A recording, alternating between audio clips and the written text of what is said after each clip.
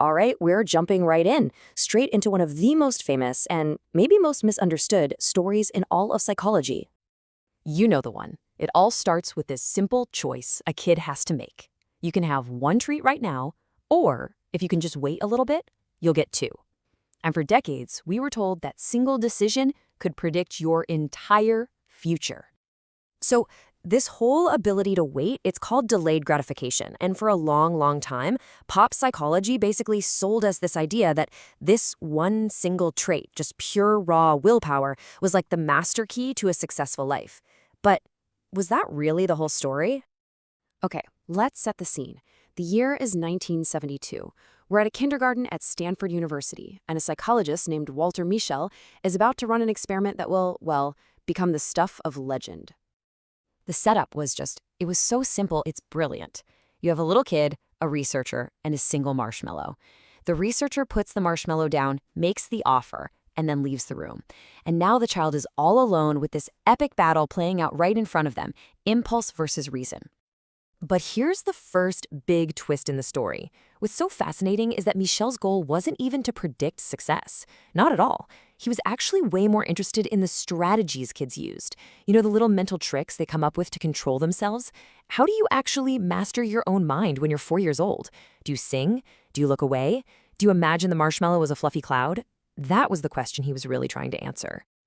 So how in the world did this pretty small study about cognitive strategies just blow up into this massive global myth about lifelong success?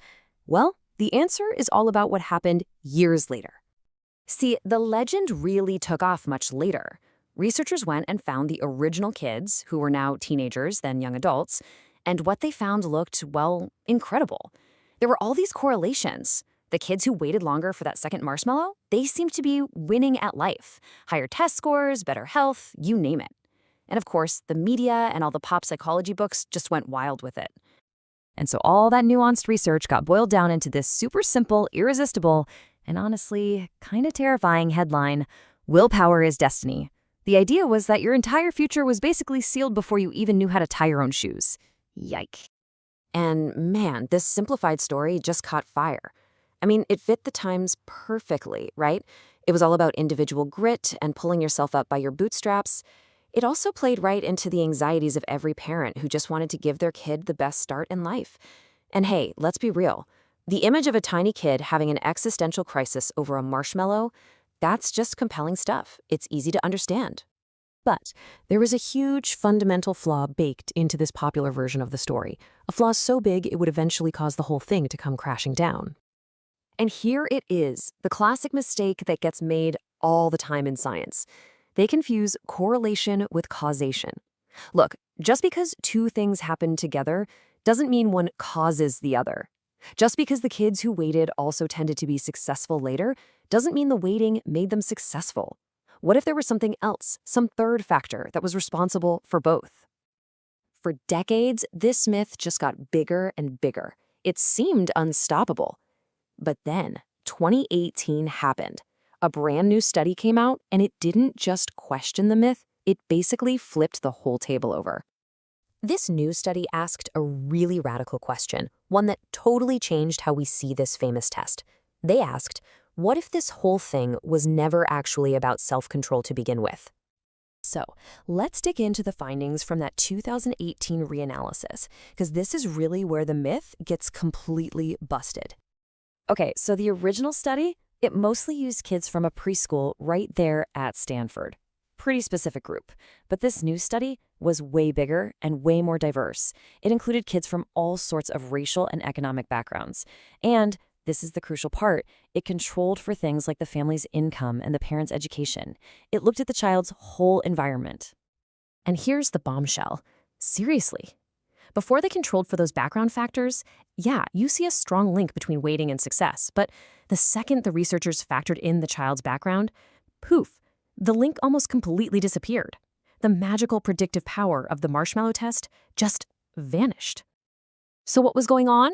Well, it turns out the test wasn't really measuring some kind of innate, built-in willpower. No, it was measuring something much, much deeper. It was measuring trust. I mean, just think about it from a kid's point of view for a second.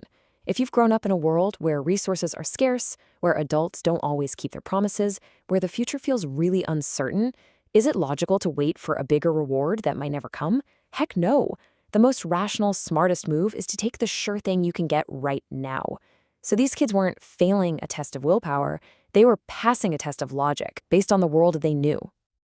And this just completely reframes the entire thing, doesn't it? The lesson isn't about blaming individual kids for not having enough grit. It's about something so much bigger and has huge implications for how we think about success and opportunity in our society. So the marshmallow test has this really complicated legacy. On the one hand, hey, it did spark a lot of great research into how our minds work. But on the other hand, its myth was pretty harmful. It got used as a weapon, really. It became this easy, convenient way to say that things like poverty are just the result of personal failings, not, huge societal problems. Today, the scientific consensus is pretty clear. Look, of course self-control is important. Nobody's saying it isn't. But it doesn't exist in a vacuum. Our ability to wait for that second marshmallow is overwhelmingly shaped by our environment, by the resources we have, and by whether life has taught us that waiting actually pays off. Even the guy who created the test, Walter Mischel, spent the end of his life trying to set the record straight. He talked about how much he regretted that his nuanced work on cognitive strategies got twisted into this simplistic and really harmful story about blaming individuals. So, what's the real takeaway here? The true lesson of the marshmallow test isn't about some heroic willpower or some personal failing. It's so much more powerful than that. It's that a stable, trustworthy, and predictable environment is the absolute foundation for everything else. It's what allows a child to believe in the future enough to invest in it. In the end, it was never about the marshmallow. It was always about whether that kid had any good reason to believe that the second one was actually coming.